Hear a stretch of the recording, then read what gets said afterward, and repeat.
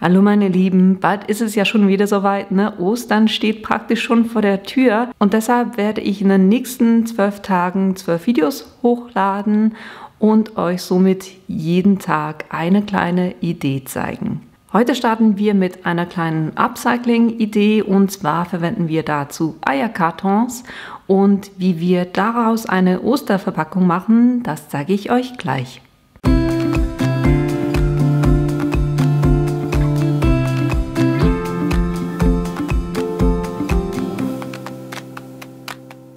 Damit ihr seht, was wir heute machen werden, das ist diese Box hier. Ich habe euch aber diese auch noch mitgenommen, damit ihr seht, was wie eine Alternative aussehen könnte. Das sind effektiv Eierkartons, die ich ganz einfach angefärbt habe, mit Designpapier ein bisschen aufgehübscht habe. Innen drinne haben wir auch noch eine Verzierung. Das ist hier so ein Spruch. Auch mit einer Mattung drin und 2 Blümchen und das Ganze verschlossen mit einem Band. Und das machen wir jetzt. Was wir für die heutige Box brauchen, ist hier dieser Eierkarton, den habe ich schon eingefärbt, innen und außen.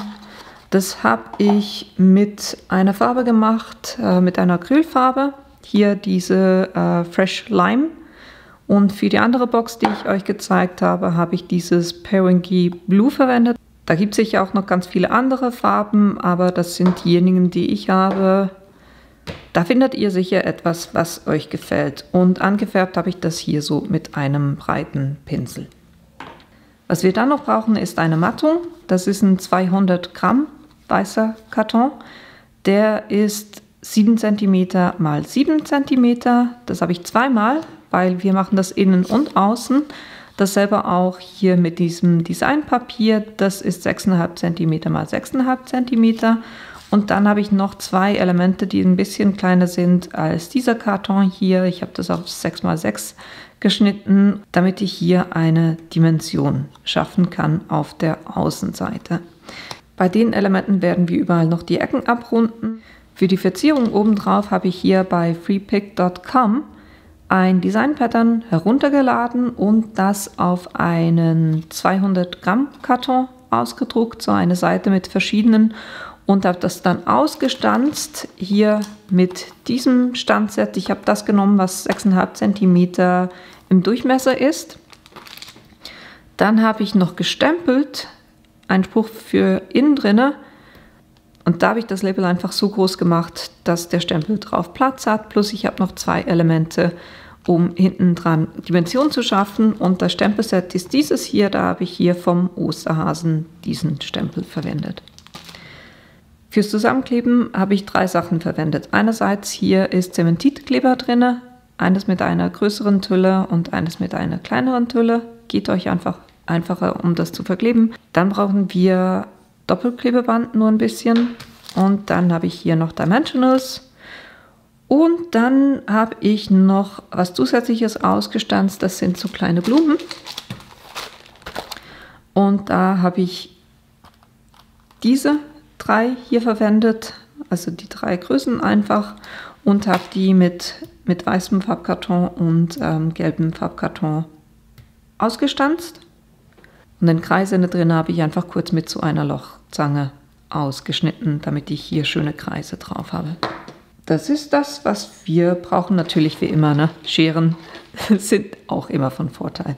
Als erstes müsst ihr natürlich den Eierkarton anfärben. Ich habe den effektiv dann auch einen Tag einfach trocknen lassen, damit ich sicher bin, dass da wirklich alles schön durchgetrocknet ist. Dann müssen wir überall die Ecken abrunden. Ich habe hier die Ecke genommen, die 10 mm ist, weil hier beim Eierkarton die Ecken schon auch sehr rund sind.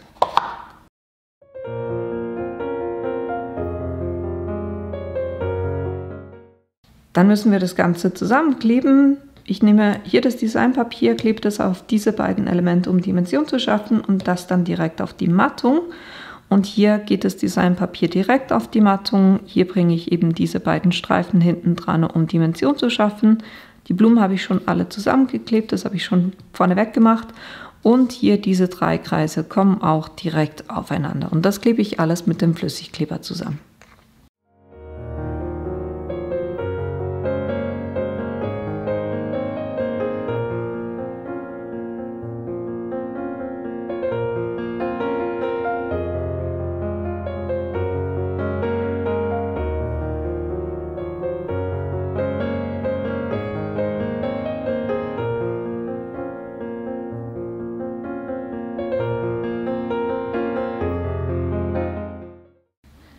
Ihr habt gesehen, dass ich jeweils den Flüssigkleber noch so ein bisschen verstrichen habe mit dem Falzbein und ich habe das immer auf der Rückseite gemacht, einfach aus dem Grund heraus, dass ich nicht auf dem Designpapier plötzlich Streifen drauf habe. Wenn ihr lieber Doppelklebeband verwendet, dann könnt ihr das natürlich auch machen. Ich mag es einfach mehr mit dem Flüssigkleber zu arbeiten. Was wir dann auch noch brauchen, ist ein Band, welches genug lang ist, damit ihr das um die Box herum machen könnt und vorne auch noch eine Schlaufe binden könnt. Das ist das. Jetzt kümmern wir uns aber zuerst um die Innenseite. Hier nehmen wir das Element, wo ich das Designpapier direkt auf die Mattung geklebt habe und kleben das innen drin fest. Hier ruhig genug Kleber nehmen, weil der Eierkarton saugt ja auch das noch so ein bisschen fest und das bringt ihr hier drinnen jetzt mittig an und drückt es fest.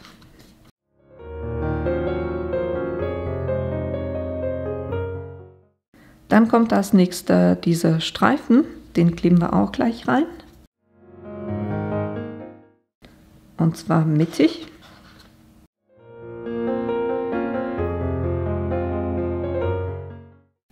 Dann bringe ich hier innen drin auch noch diese beiden Blumen an. Was ich jeweils mache, ist, ich drücke hier mit dem Fingernagel so ein bisschen ins hintere rein, damit das so ein bisschen eine Form kriegt.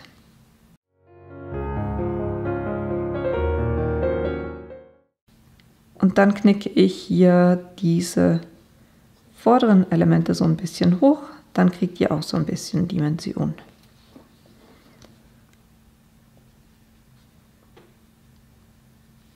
Ich mache das jeweils so, dass ich das größere Element unten anbringe und das kleinere oben.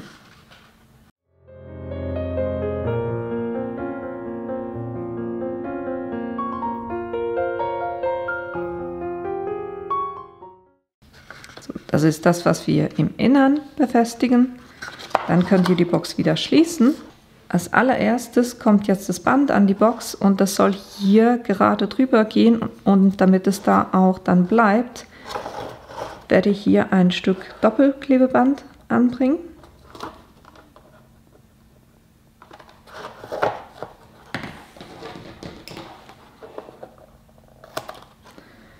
Und damit es unten auch haftet, schneide ich hier 2 Stück auch ab und bringe die unten an der Box an.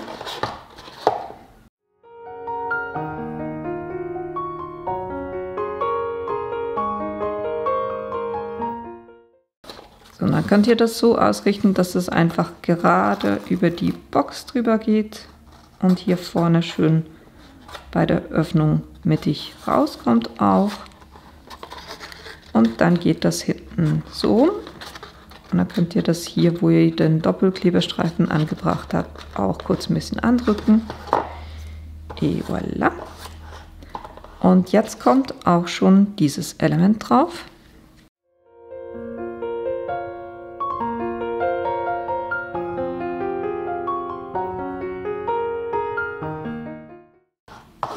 Das streicht ihr einfach fest, bis ihr merkt, okay, das haftet jetzt wirklich auch dran. Und dann bringen wir diesen Sticker oben drauf. Bei der Box hatte ich es so gemacht, dass ich den Sticker so ein bisschen abgeschnitten habe und den auf der linken Seite orientiert habe. Bei der werde ich es so machen, dass ich das mittig drauf bringe und das bringe ich mit Dimensionals drauf.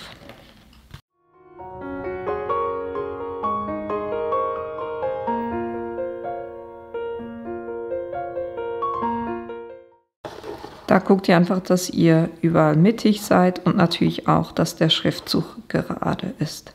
Jetzt, bevor wir die Schlaufe festbinden, will ich euch noch zum Füllmaterial einen kleinen Tipp geben.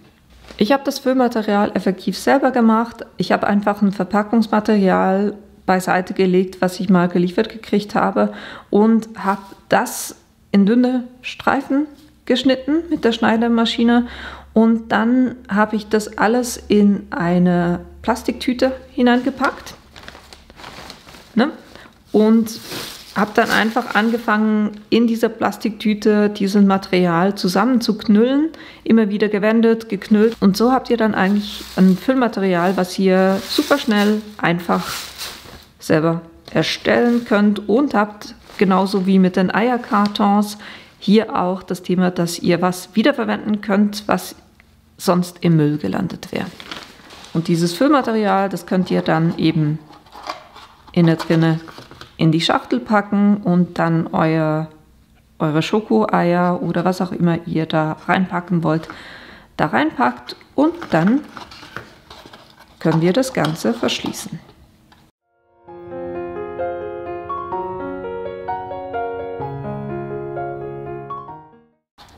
So, und dann ist diese zweite Box auch schon fertig.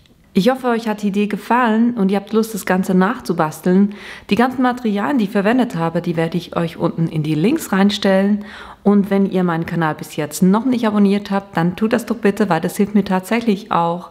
Und wenn ihr keines meiner Videos verpassen wollt, dann klickt auch auf das kleine Glöckchen unten.